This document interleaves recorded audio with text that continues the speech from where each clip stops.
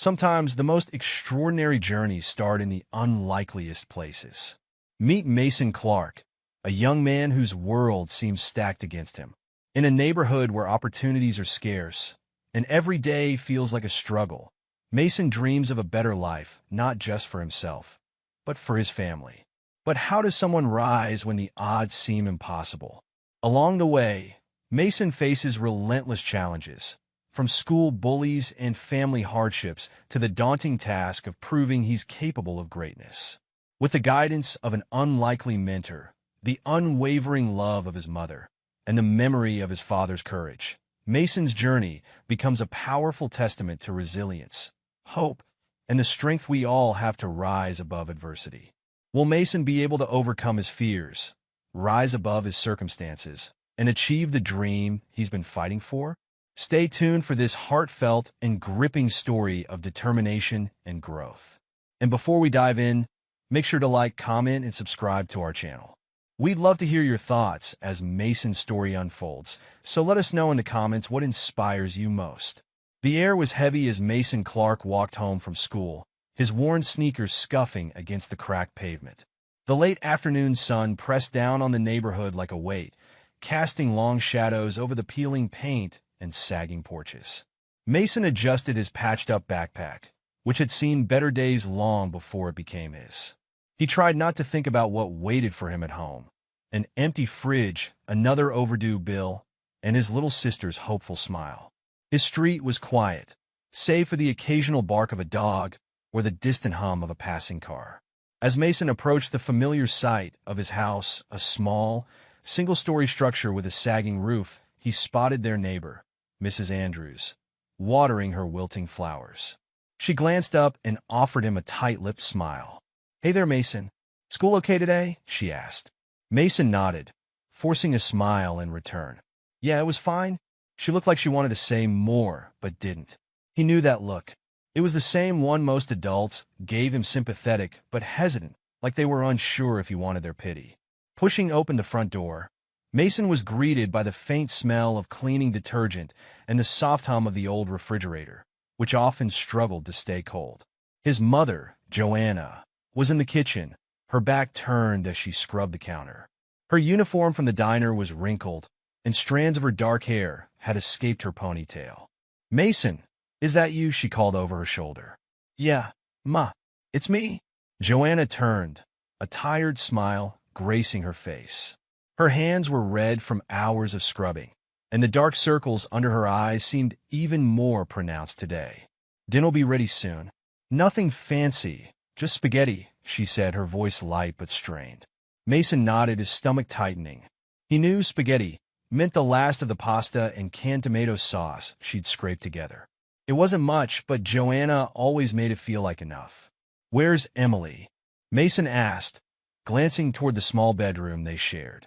"Drawing, I think," Joanna replied, turning back to her task. "She's been talking about some superhero she's making up. Said it's based on you." Mason's chest tightened, warmth and guilt mixing in equal measure. Emily was always drawing superheroes, but it hurt to think she saw him as one when he could barely keep his own head above water. In their shared room, Emily sat cross-legged on the floor, crayons scattered around her. She looked up as Mason entered, her face lighting up. "Hey, Maze! Look!" she exclaimed, holding up her latest drawing. A caped superhero with a big M on his chest stood tall, hands on his hips, a smile that could take on the world. "It's you!" Emily beamed. Mason smiled, ruffling her hair. "I don't know if superheroes are this tired." Emily giggled, not deterred. "You are to me." As much as her words warmed him, they also weighed on him. He didn't feel like a superhero. He felt like a kid barely holding things together. Later that night, Mason lay on his thin mattress, staring at the ceiling. The house was quiet except for the occasional creak of the old pipes. Joanna's muffled voice carried from the kitchen, where she was on the phone with the electric company, trying to negotiate a payment plan. The stress in her voice was palpable.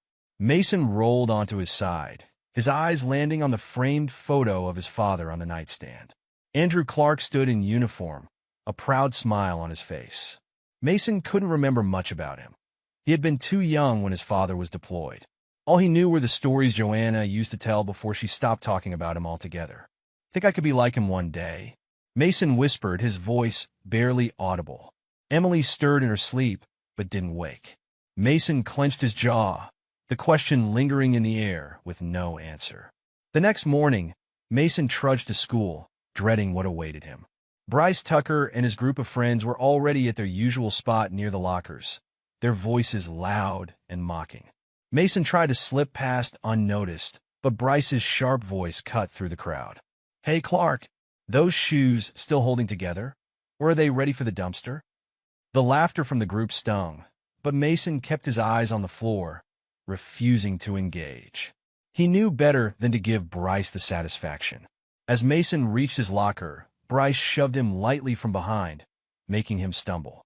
"Still think you're joining the military? They don't take losers, Clark."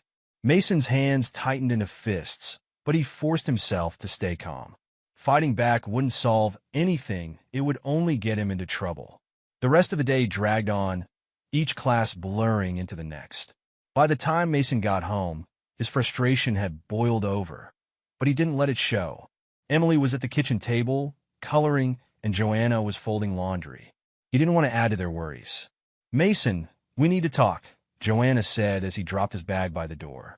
Her tone was serious, and Mason felt a pit form in his stomach. "What's wrong?" he asked, sitting across from her. Joanna sighed, her hands resting on the table. "The electric bill, it's due in 3 days. I'm doing everything I can, but I don't know if we'll make it this time." Mason looked away, guilt and helplessness gnawing at him. He wanted to fix everything, to ease her burden, but he didn't know how. "We'll figure it out, Ma," he said, though the words felt hollow. Joanna nodded, but the worry in her eyes didn't fade. "I know, baby. I just wish things were easier." The next afternoon, as Mason walked home from school, he noticed a man in a wheelchair struggling to get up a cracked ramp. His hands shook as he tried to push himself forward, but the wheels kept catching. Mason hesitated for only a moment before jogging over. "Hey, sir, let me help you." The man looked up, startled but relieved. "Thanks, kid. These ramps are tougher than they look." Mason grabbed the handles of the wheelchair, carefully guiding it up the incline. Once at the top, the man turned to him with a grateful smile. "You're a good boy," he said. "Not many like you these days." Mason gave a small shrug. "No problem. Just glad I could help." The man introduced himself as Walter Price, a veteran who lived a few streets over. Mason didn't think much of the interaction. It felt like the right thing to do. But as he walked away, he felt a little lighter, like he'd done something that mattered. The following morning, Mason was brushing his teeth when Emily ran into the bathroom, her eyes wide with excitement. "Mason, there's a limo outside," she exclaimed. Confused, Mason followed her to the front door. Sure enough, a sleek black limousine was parked in front of their house, its polished surface gleaming in the sunlight. Neighbors peeked out from their windows, curiosity written all over their faces.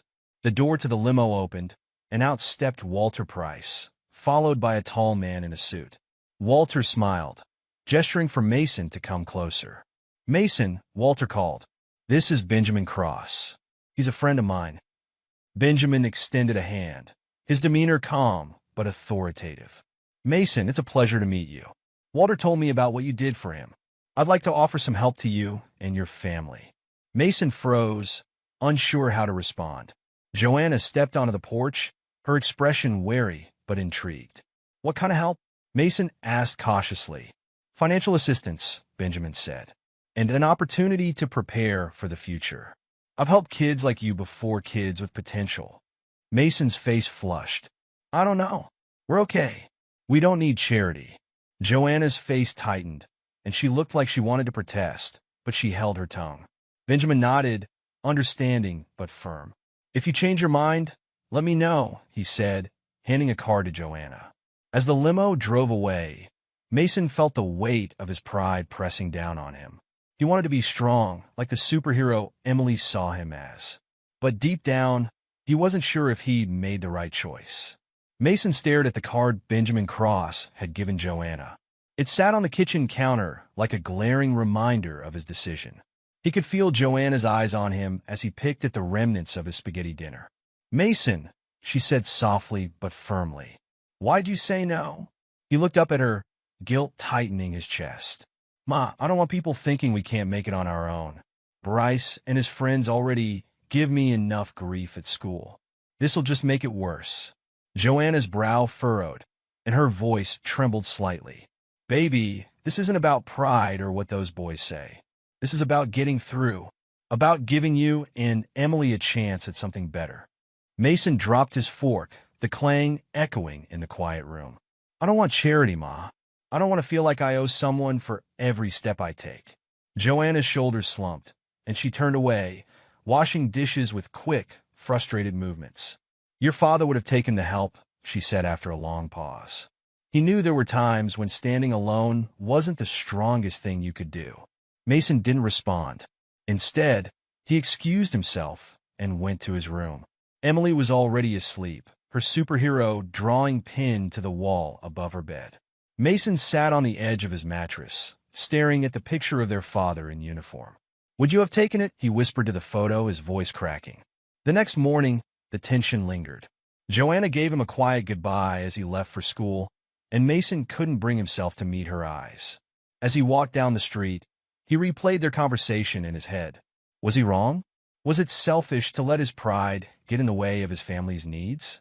The school day passed in a blur of lectures, assignments, and the usual sneers from Bryce Tucker. Mason avoided him and his friends, focusing instead on his classes.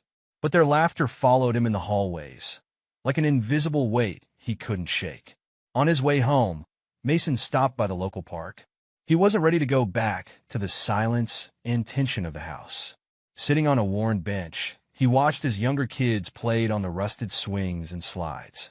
Their laughter felt distant, almost like it belonged to another world. Hey, Mason, a familiar voice called out.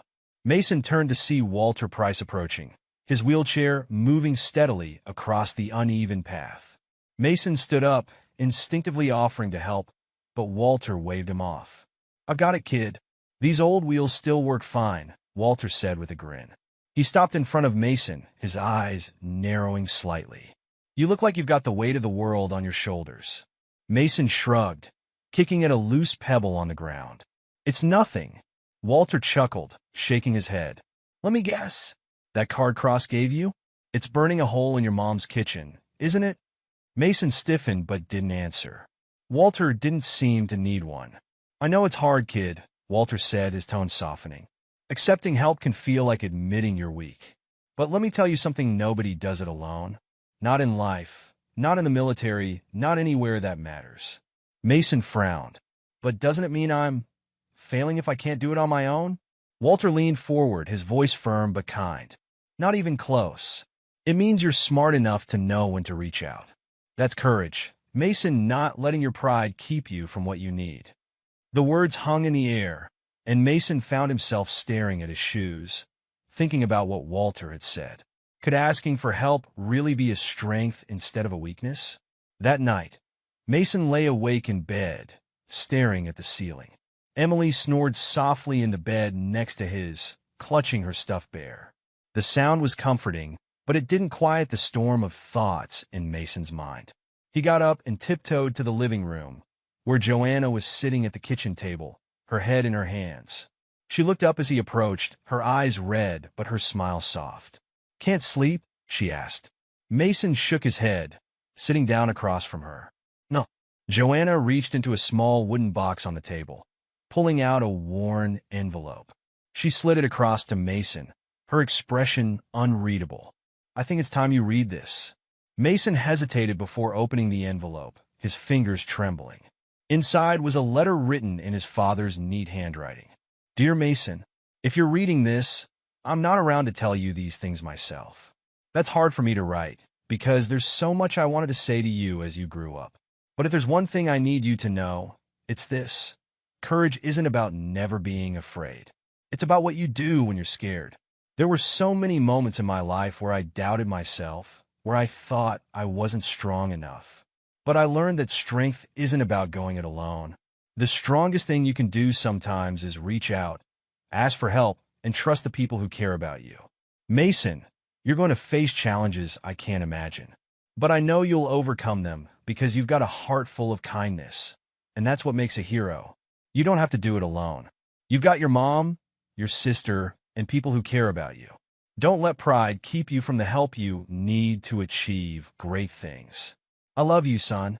Be strong, but don't be afraid to lean on others. Love, Dad. Mason's vision blurred as he finished the letter. Joanna reached across the table, squeezing his hand. Your dad believed in you, Mason. He knew how hard life can be, but he also knew you could handle it. You just have to let people in. Mason nodded, his throat too tight to speak. The letter felt like a lifeline, a reminder that he didn't have to bear the weight of everything alone. The next morning, Mason woke up before dawn. For the first time in weeks, he felt a sense of clarity.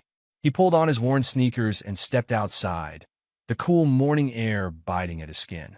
He started running, his feet pounding against the pavement in a steady rhythm. Each step felt like a small act of defiance against the doubt and fear that had held him back. By the time the sun began to rise, Mason was back home, sweat dripping down his face, but a new determination in his chest. Joanna was in the kitchen making coffee. She looked up as he walked in, her expression wary. "Ma," Mason said, his voice steady. "I think I need to call Mr. Cross." Joanna's face softened, and tears filled her eyes. She crossed the room, pulling him into a tight hug. "Oh, baby," she whispered, her voice thick with emotion. "I'm so proud of you." Mason hugged her back, feeling the weight of his pride finally lifting. He wasn't sure what the future held, but for the first time, he felt like he was ready to face it with help. The phone call wasn't as hard as Mason had feared. Benjamin Cross's voice was warm and calm on the other end of the line, and he didn't sound surprised when Mason said he'd reconsidered the offer. "I'm glad to hear from you, Mason," Benjamin said. "This isn't just about what I can do for you, it's about what you can achieve. Let's meet tomorrow to go over the next steps." The conversation was short, but filled with possibilities. Mason hung up feeling both nervous and hopeful. Joanna, standing nearby with her hands clasped, looked relieved. The next day, Mason and Joanna met Benjamin at the local diner. Benjamin brought along Walter Price, whose easy smile and warm greeting put Mason at ease. Over plates of pancakes and eggs, Benjamin laid out a plan. Tutoring sessions at the community center to improve Mason's grades, access to fitness training programs, and mentorship from Walter to help guide him toward the military prep program. Mason hesitated. "Are you sure I'm the right person for this? There are probably kids out there who deserve it more." Walter laughed, his deep voice cutting through Mason's doubt. "Kid, deserving isn't about being perfect. It's about being willing to put in the work. I've seen enough of you to know you've got what it takes." Benjamin nodded. "We're not looking for perfect, Mason. We're looking for someone with the drive to keep going when things get tough. You've already shown that." Mason glanced at Joanna. She gave him an encouraging nod, her eyes brimming with pride. He took a deep breath and nodded back at Benjamin. "Okay, I'm in." Mason woke up the next morning before the sun had risen. His runs had become a daily ritual, a way to clear his mind and prepare for the challenges ahead. But this morning felt different. He wasn't running to escape his doubts, he was running toward something. The streets were quiet, the only sounds the rhythmic pounding of his sneakers on the pavement and the occasional chirp of early birds. As he rounded the corner near the park, he saw Walter sitting on a bench, his cane resting beside him. "You're up early," Walter called out as Mason slowed to a stop. "Guess I've got a lot to work on," Mason replied, catching his breath. Walter chuckled. "Good. Work is what separates dreamers from doers." They talked for a while, Walter sharing stories from his military days about the camaraderie, the discipline, and the moments when he doubted himself but kept pushing forward. Mason soaked it all in, inspired by Walter's resilience and honesty. "You don't have to do it all at once, kid," Walter said as Mason stood to leave. "One step at a time, that's how you get anywhere worth going." The community center wasn't anything fancy, just a small building with chipped paint and a cheerful banner that read, "After-school programs for a better tomorrow." But as Mason stepped inside, he felt something shift. This wasn't just about the help being offered, it was about what he was willing to give back in return. At a table near the back, Ms. Parker, a kind-faced woman in her mid-30s, was sorting through textbooks. She looked up and smiled when she saw Mason. "You must be Mason Clark," she said, standing to shake his hand. "I've heard good things about you." Mason flushed and used to praise. "Thanks. I guess I've got a lot to learn." Ms. Parker nodded. "That's what I'm here for. Let's get started." For the next hour, Mason worked through math problems that had always felt impossible. Ms. Parker was patient, breaking down each step until it finally started to click. By the time they finished, Mason felt a spark of something he hadn't felt in a long time: confidence.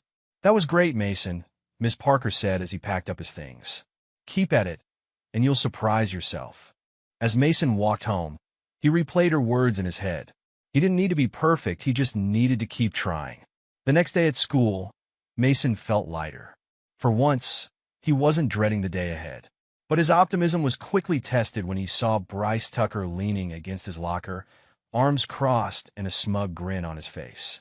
"Hey, Clark," Bryce called out as Mason approached. "Heard you've got some fancy new tutors. What's that about? Trying to buy your way into the military now?" Mason clenched his jaw, refusing to rise to the bait. "I'm just doing what I need to do," he said, keeping his voice steady. Bryce snorted. "What you need to do is realize you're wasting everyone's time. Guys like you don't make it anywhere." Before Mason could respond, a quiet voice spoke up from nearby. "Leave him alone, Bryce." Mason turned to see Chris, one of Bryce's friends, standing a few feet away. Chris avoided Mason's gaze, but his words hung in the air, silencing Bryce for a moment. Bryce sneered. "Whatever. Let's go." As Bryce walked away, Chris lingered for a moment before nodding at Mason. It wasn't much, but it felt like a crack in the wall of Bryce's dominance. Mason spent the rest of the day focused on his classes, ignoring the whispers and stares. He was starting to understand that his value didn't depend on what others thought of him, it depended on what he thought of himself. That evening, as he ran through the neighborhood, Mason felt a newfound determination. Bryce could say whatever he wanted, but Mason wasn't going to let anyone hold him back. Mason's alarm buzzed at 5:30 a.m., filling the small room he shared with Emily. He reached over to turn it off before it woke her. The house was silent, the world outside still dark, but Mason was determined. He laced up his worn sneakers, grabbed his hoodie, and stepped out into the cool morning air. The first few minutes of his run were the hardest, his legs aching and his lungs burning as he pushed himself forward. But as he rounded the first corner, his body began to find its rhythm. Mason focused on the sound of his footsteps and the steady beat of his heart. Walter's advice echoed in his mind, one step at a time. When he reached the park, Mason saw Walter sitting on his usual bench. Walter raised a hand in greeting, his cane resting by his side. "Thought I'd see you here," Walter called as Mason slowed to a stop. "You're looking steadier today." Mason grinned, catching his breath. "Still feels tough." Walter chuckled. "Good. Means you're getting stronger." They sat in companionable silence for a few minutes, watching the sun begin to rise over the rooftops. Finally, Walter turned to Mason, his expression thoughtful. "You know," Walter began, "back when I was training, there were days I didn't think I could make it. Days I wanted to quit. But I had a buddy named Harlan who kept me going. We'd tell each other, 'You're not quitting today.' And one day at a time, we got through." Mason nodded, the words settling in his chest. "I'll keep that in mind." "Good," Walter said, clapping Mason on the shoulder. "Now get back out there. You've got miles to cover."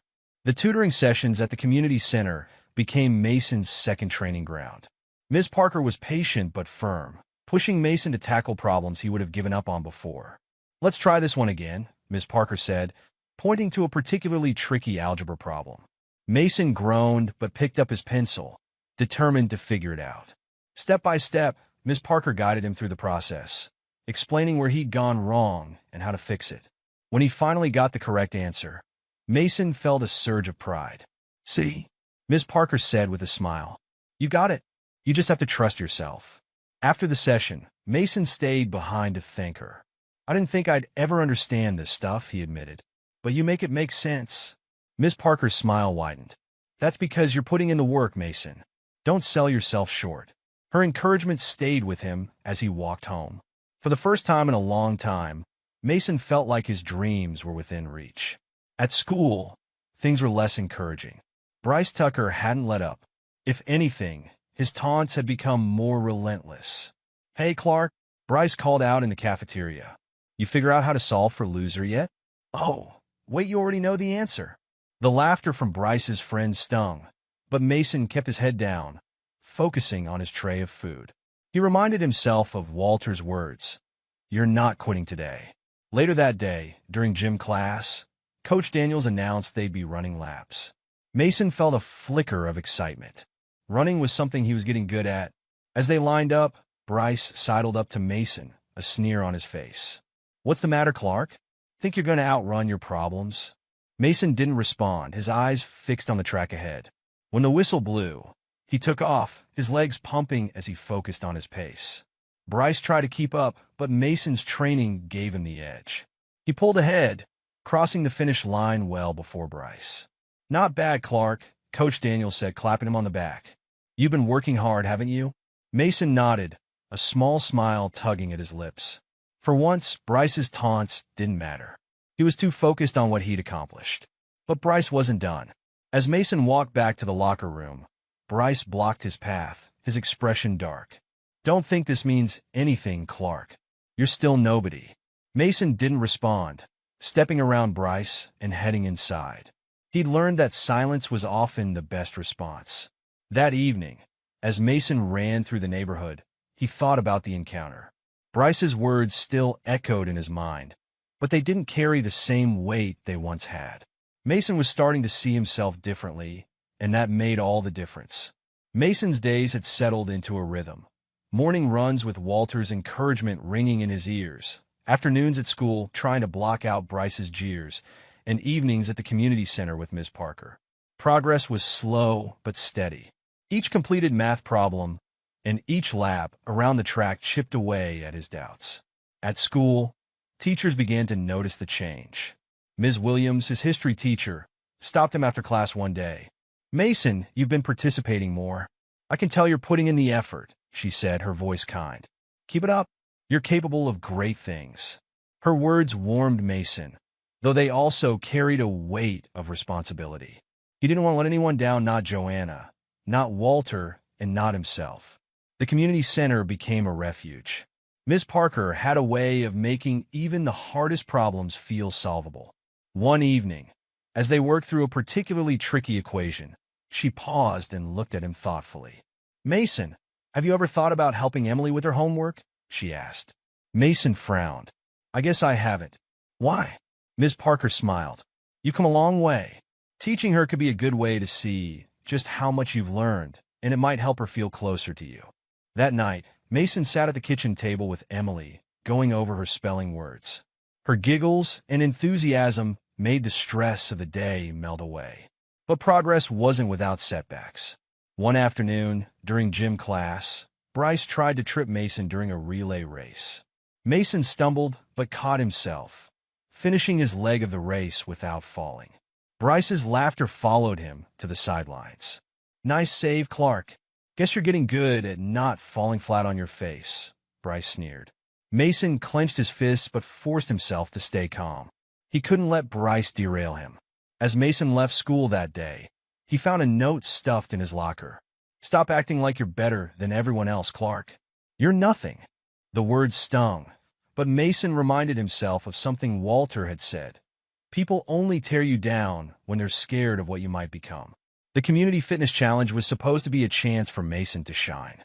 Walter and Benjamin had encouraged him to sign up, and Mason had poured weeks of training into preparing. The event was held at the local track, with families and neighbors gathered in the stands. Mason's stomach churned as he lined up at the starting line. He spotted Joanna and Emily sitting with Walter, their cheers helping to steady his nerves. The whistle blew, and Mason took off, his legs carrying him forward with practiced ease. He fell into a rhythm, his mind focused on the finish line. But as he rounded the final curve, Bryce appeared out of nowhere, darting onto the track. Before Mason could react, Bryce stuck out his foot, sending Mason sprawling onto the ground. Gasps rippled through the crowd as Mason scrambled to his feet, his palms scraped and bleeding. He finished the race, but he was dead last. Joanna rushed to him, as soon as it was over, Emily clutching her hand. Walter followed close behind, his expression stormy. "You okay, baby?" Joanna asked, her voice tight with worry. Mason nodded, though his chest ached more than his hands. "Yeah, I'm fine." But he wasn't fine. As Bryce smirked at him from the sidelines, Mason felt a swell of anger and humiliation. All his hard work undone in a single moment. That evening, Mason sat on the porch, staring at the sky. Walter joined him, his cane tapping softly against the wooden steps. "Rough day," Walter said simply. Mason nodded, his throat tight. "Feels like all of this is pointless. No matter how hard I try, someone's always going to knock me down." Walter leaned forward, resting his elbows on his knees. "Kid, let me tell you something. Falling down isn't what defines you. It's what you do when you get back up that matters." Mason didn't respond, but Walter's words stuck with him. That night, Joanna found Mason sitting at the kitchen table, his head resting in his hands. She placed a hand on his shoulder, her touch warm and steady. "You've been through a lot today," she said softly. Mason nodded, not trusting himself to speak. Joanna reached in her purse and pulled out an old envelope. "I wasn't sure if you were ready for this, but I think you need it now." Mason took the envelope, his heart pounding. Inside was another letter from his father. "Dear Mason, life is full of moments that will test you, son. There will be times when you feel like everything is working against you, like no matter how hard you try, you can't win. But I want you to know something. The only true failure is giving up. Every time you get back up, you prove to yourself and to the world that you're stronger than the forces trying to hold you down. You don't have to be the fastest, the strongest, or the smartest. You just have to keep going. That's what makes you a hero. Love, Dad." Tears blurred Mason's vision as he read the words. He folded the letter carefully and held it close to his chest. His father's belief in him felt like a lifeline, pulling him back from the edge of despair. The next morning, Mason laced up his sneakers and stepped outside. The air was crisp, the world quiet. He started running, his feet pounding against the pavement with renewed determination.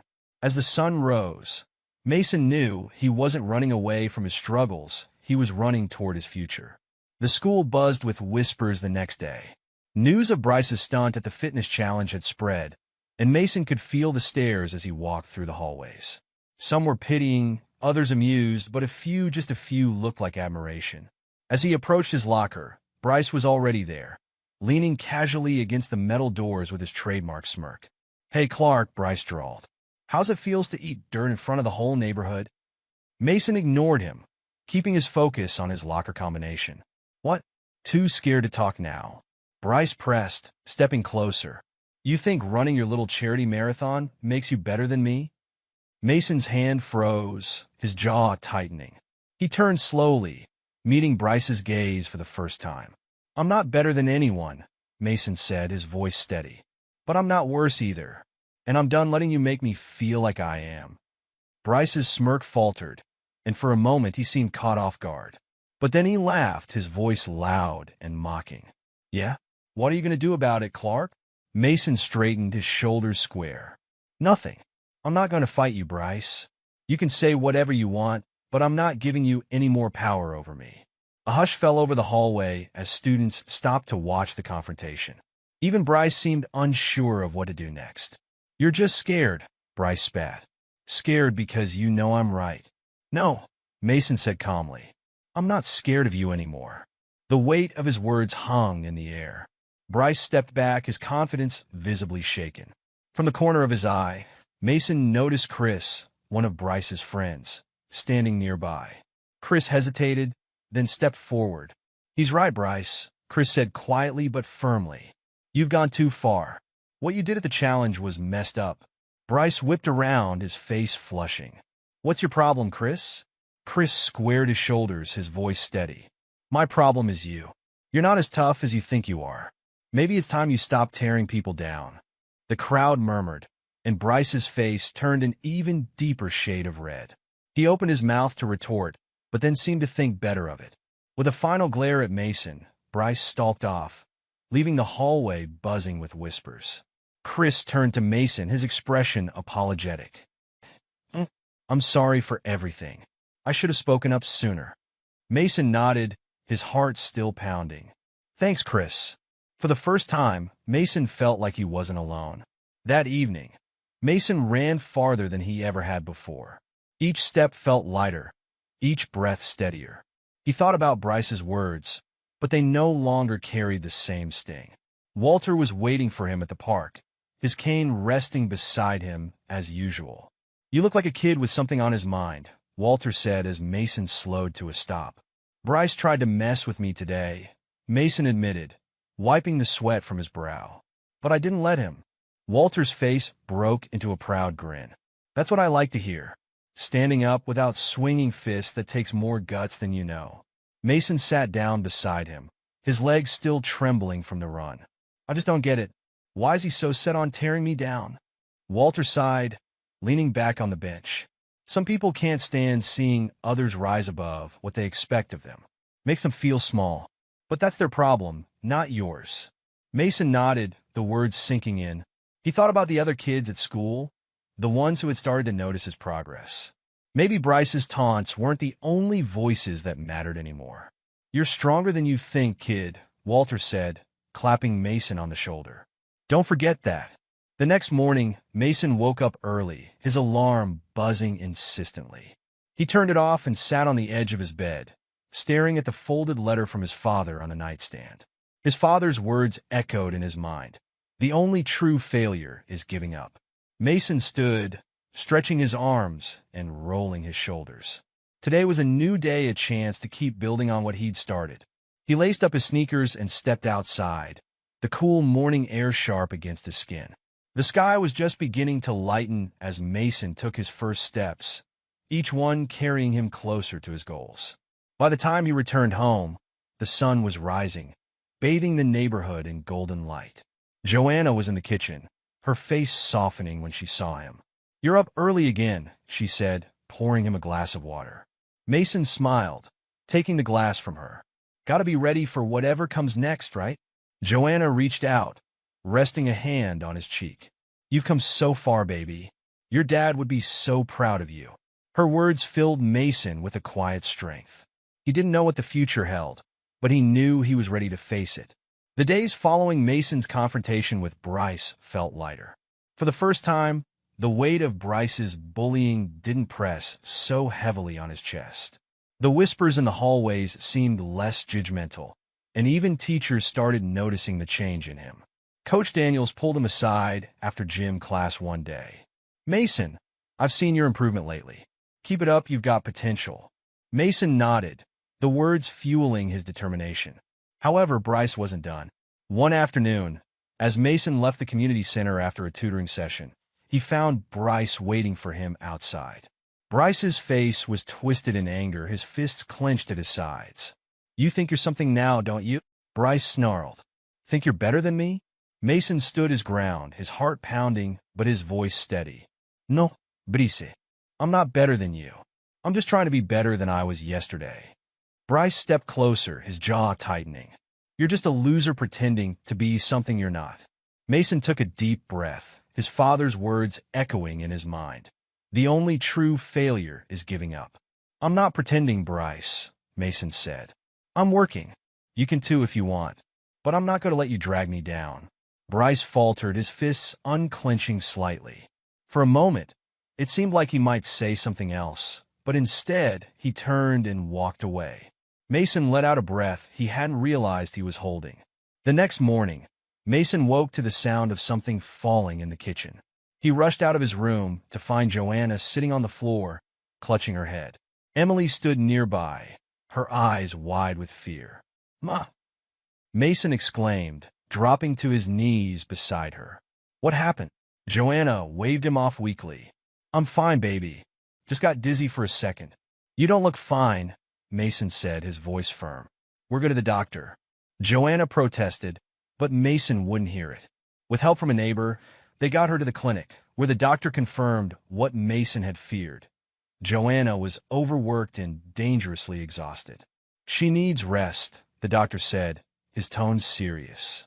If she keeps pushing herself, it'll get worse.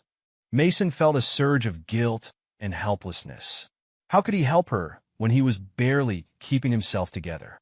Back at home, Mason sat at the kitchen table, staring at the stack of bills.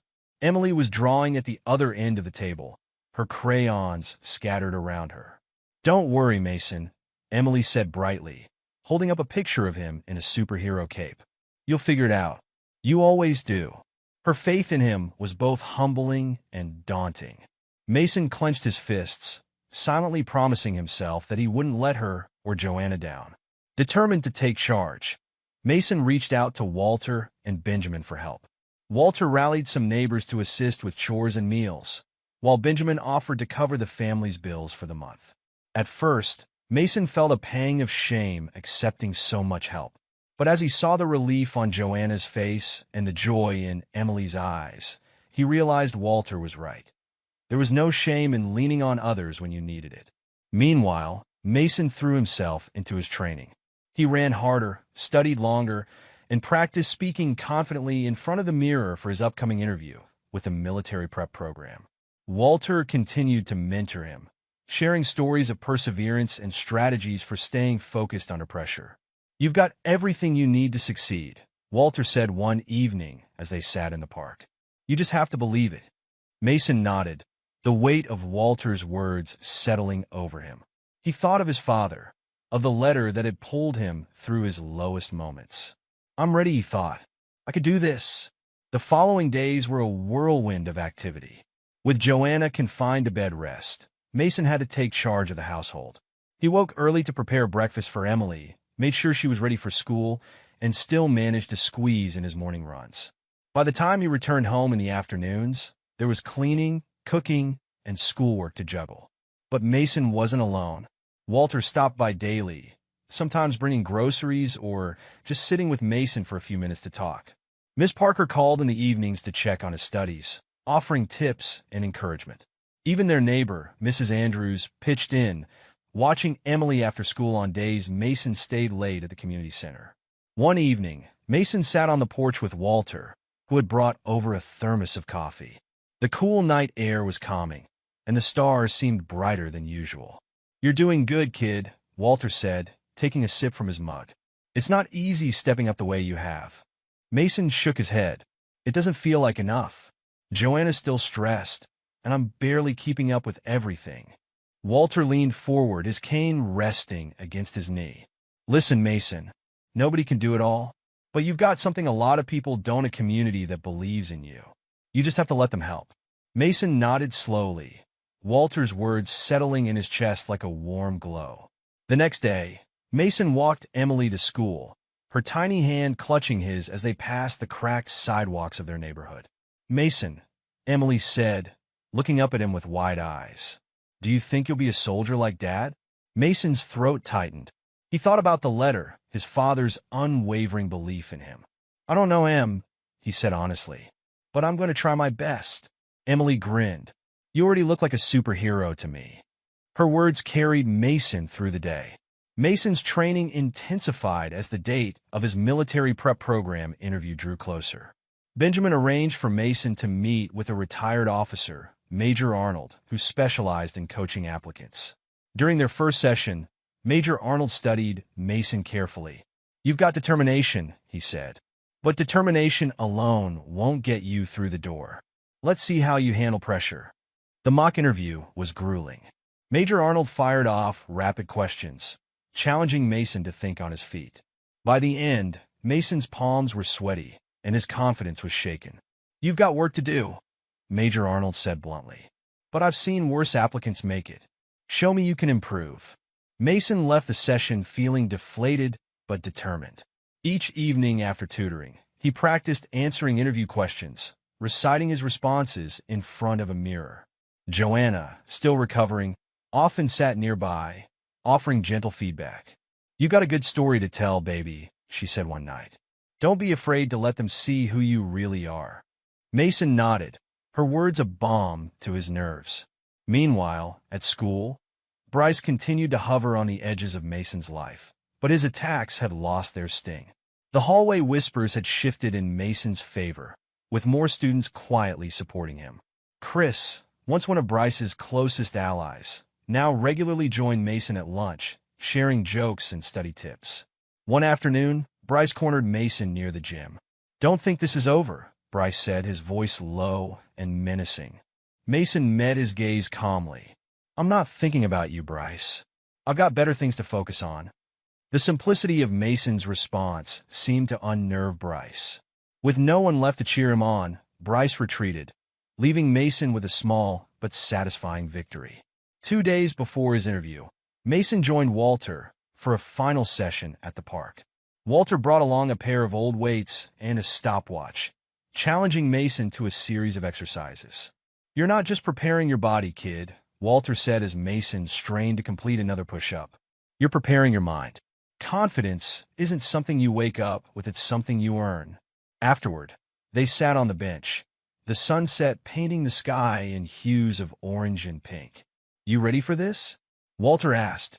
Mason thought about his runs, the tutoring sessions, the letter from his dad.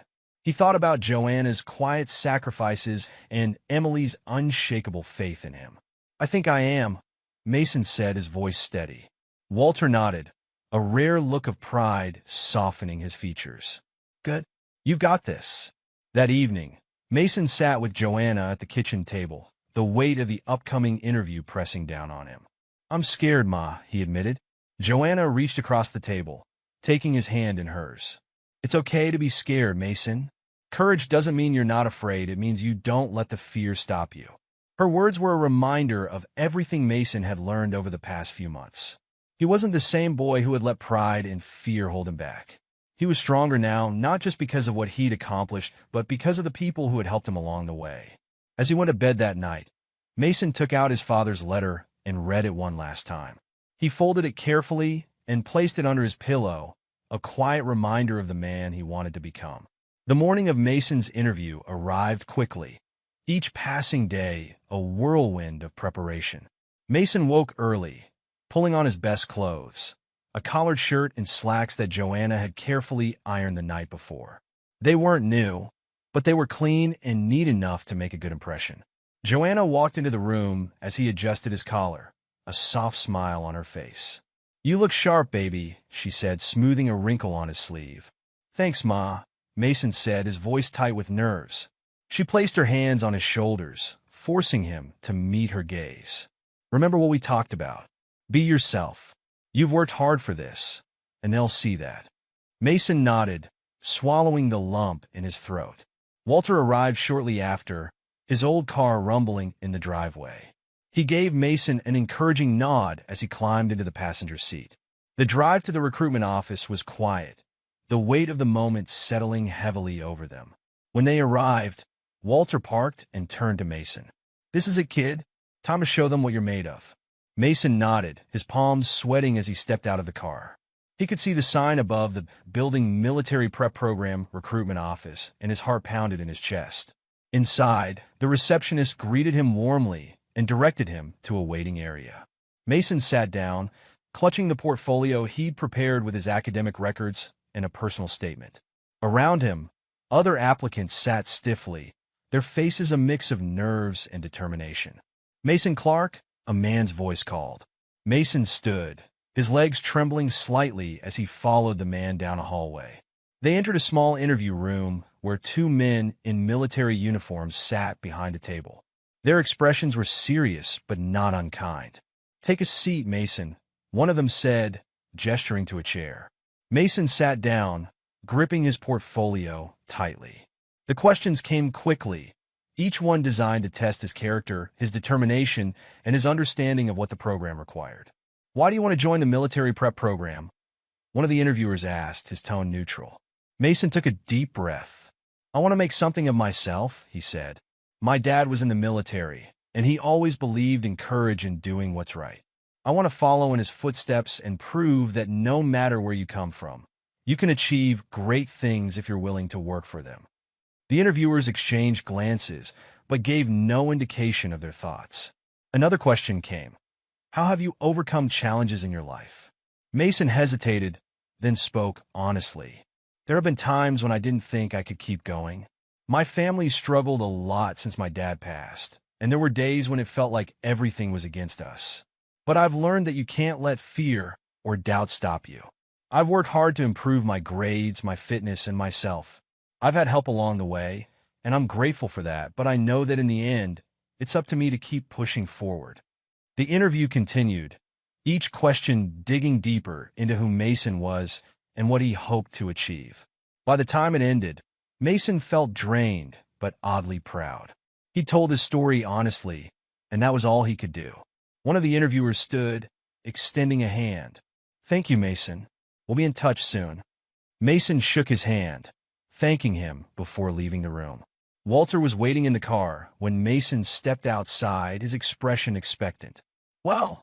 Walter asked as Mason climbed in. "I think it went okay," Mason said, exhaling deeply. "They said they'd be in touch." Walter grinned, clapping him on the shoulder. "That's all you can ask for, kid. You did it." The days that followed were agonizing. Mason threw himself into his routines to distract himself from the waiting. He ran every morning, studied every evening, and continued helping Joanna and Emily with their daily tasks. At school, the atmosphere felt different. Bryce had grown quieter, his usual taunts replaced with sullen glances.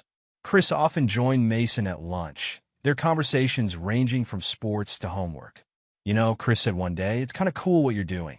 Not a lot of people would stick with it like you have."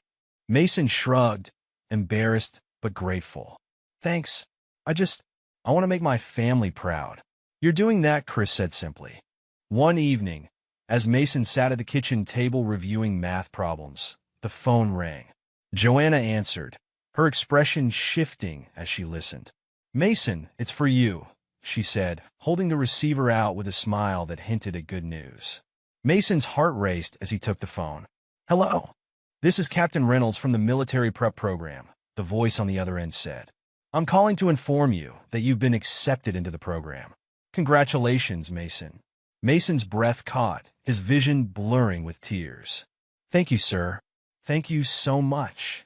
After the call ended, Mason turned to Joanna, his face breaking into a grin. "I got him, I did it." Joanna pulled him into a tight hug, tears streaming down her face. "I'm so proud of you, baby. So proud."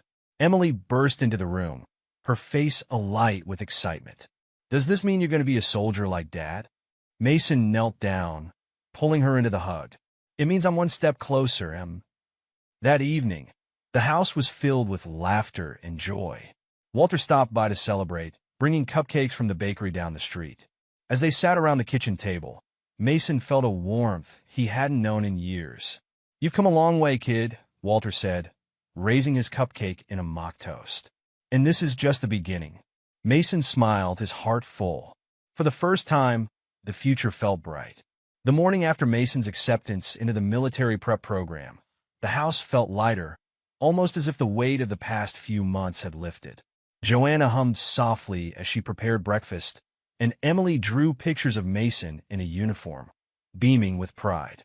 But Mason knew the journey was far from over. If anything, this was just the beginning.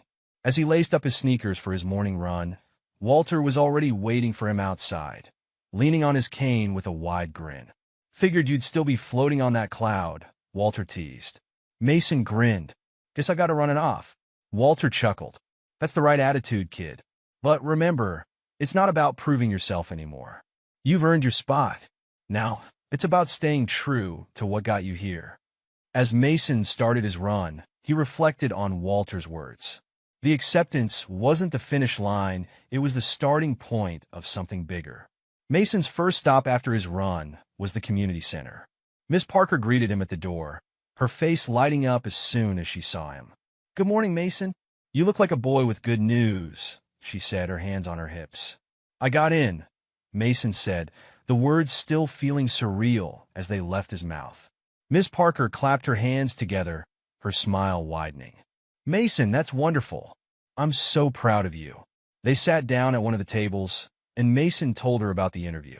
Miss Parker listened intently, occasionally nodding or laughing at Mason's self-deprecating humor about his nervousness. "You know," she said when he finished, "I've always believed in you. You've worked so hard for this, and you've earned every bit of it. Don't ever forget that." Her words filled Mason with gratitude. He'd started this journey thinking he had to do it all alone, but people like Miss Parker had made it possible. Later that day, Mason stopped by the diner where Joanna worked. She had taken a light shift that day, much to Mason's relief, and her co-workers were thrilled to hear the news. "Your mom's been bragging about you for weeks," one of them said with a grin. Joanna blushed but didn't deny it. "I can't help it," she said, pulling Mason into a hug. "He's my boy, and he's going places." Mason smiled, feeling the pride in her voice like a warm embrace. That evening, Mason sat on the porch, watching the sun dip below the horizon. The sky was painted in shades of orange and purple, and the air was cool and still. Joanna joined him, a cup of tea in her hands. "Feels like a good night," Joanna said, settling into the chair beside him. Mason nodded. "It does." They sat in companionable silence for a while, the weight of everything they'd been through lingering but not heavy. "You know," Joanna said softly, "your dad would be so proud of you." Mason's throat tightened. He looked out at the horizon, his father's words from the letter echoing in his mind. "I hope so," he said quietly.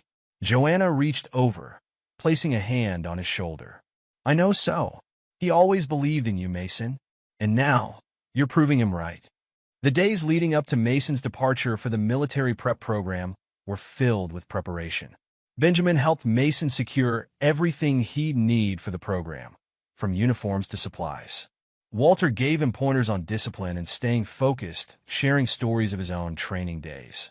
Emily grew more attached in those final days, clinging to Mason's side every chance she got. "Are you going to come home a lot?" she asked one evening as they sat on the floor drawing together. "I'll come home as much as I can," Mason promised. Emily looked at him with wide, tear-filled eyes.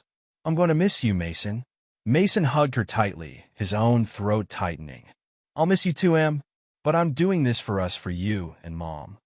When the day finally came, Mason stood in the doorway of their small house, his bag packed and slung over his shoulder.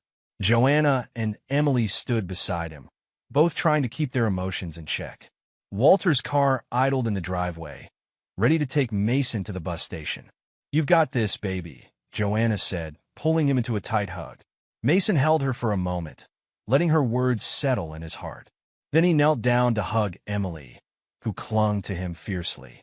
"You're my superhero," she whispered. Mason smiled, his voice steady. "And you're mine, Em." As the car pulled away, Mason looked back at his family, standing on the porch, waving. He felt a pang of sadness, but also a surge of determination. He wasn't just leaving for himself, he was leaving for them. The bus ride to the military prep program was long and quiet, giving Mason plenty of time to think. As he stared out the window at the rolling countryside, he felt a mix of excitement and nervousness. This was the moment he'd been working toward, but it also felt like stepping into the unknown.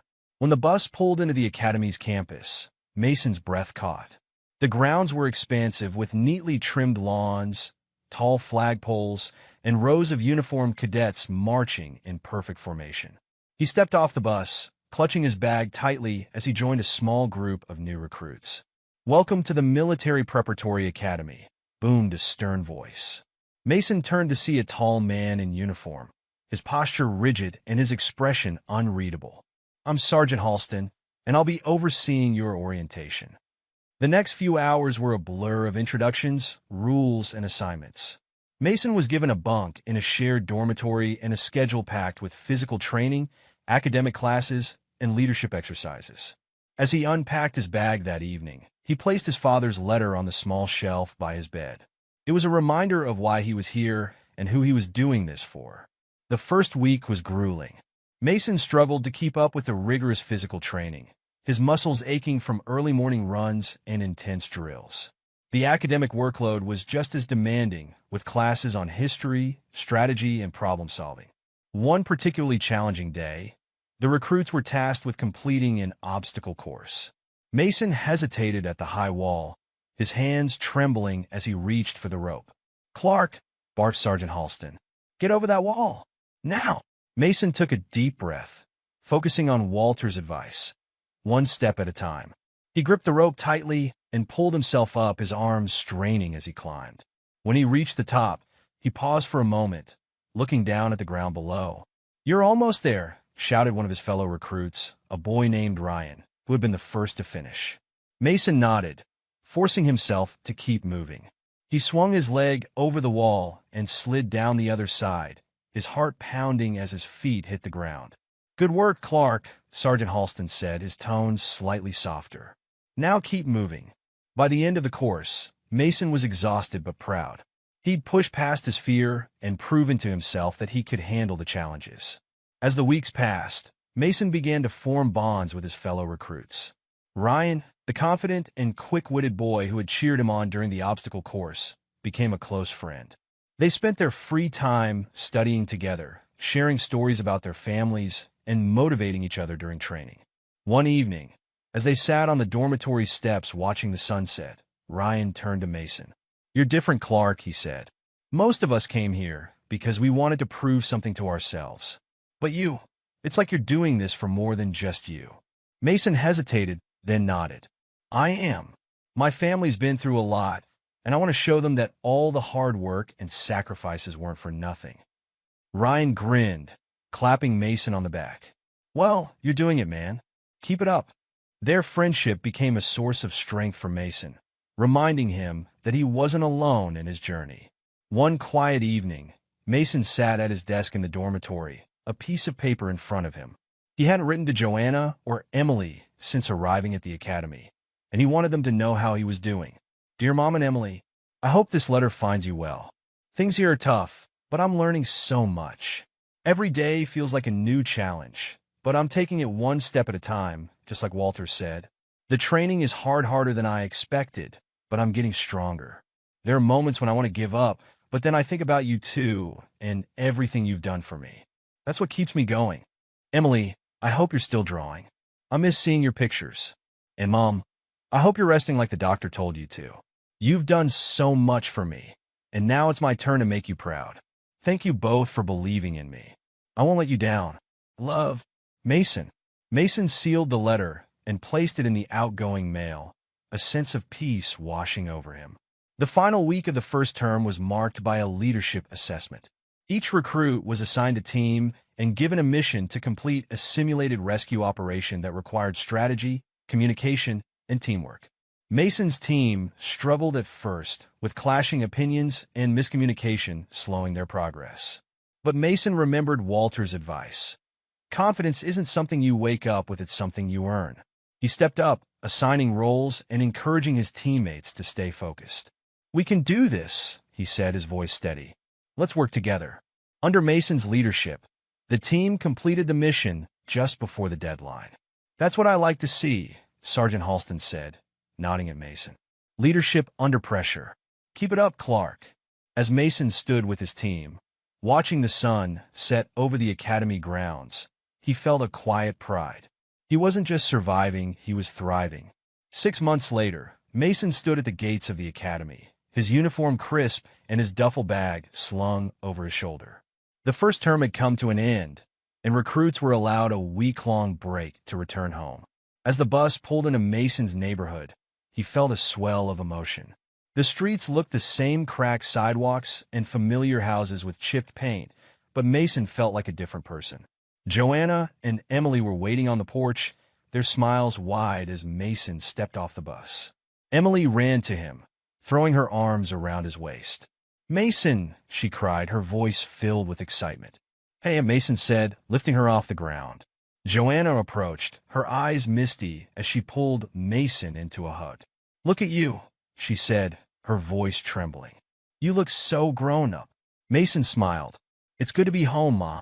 That evening, the house was filled with warmth and laughter. Walter and Miss Parker stopped by to celebrate, bringing a cake and sharing stories about Mason's journey. "You've done good, kid," Walter said, raising a cup of coffee and a toast. "You've made us all proud." Mason nodded, his heart full. The road ahead was still long, but this moment felt like a victory worth savoring. Later that night, after everyone had left, Mason sat in his room, the letter from his father resting on the nightstand. He picked it up, the edges worn from countless readings, and unfolded it carefully. His father's words were as powerful as ever, a reminder of the courage and determination that had carried Mason through his darkest moments. But this time, Mason didn't feel the same weight of expectation. Instead, he felt a quiet confidence, a belief that he was on the right path. Mason took out a blank sheet of paper and began to write. Dear Dad, I don't know if you'll ever see this, but I wanted to write it anyway. Your letter gave me strength when I needed it most, and I want you to know that I've been doing my best to live up to the person you believed I could be. I got into the military prep program. It's tough, but I'm learning so much. I've made friends, pushed past my limits, and started to believe in myself the way you believed in me. Mom and Emily are doing well. Emily still draws pictures of me as a superhero, and Mom smiles more now. I think they're proud of me, and that means everything. Thank you for your words, Dad.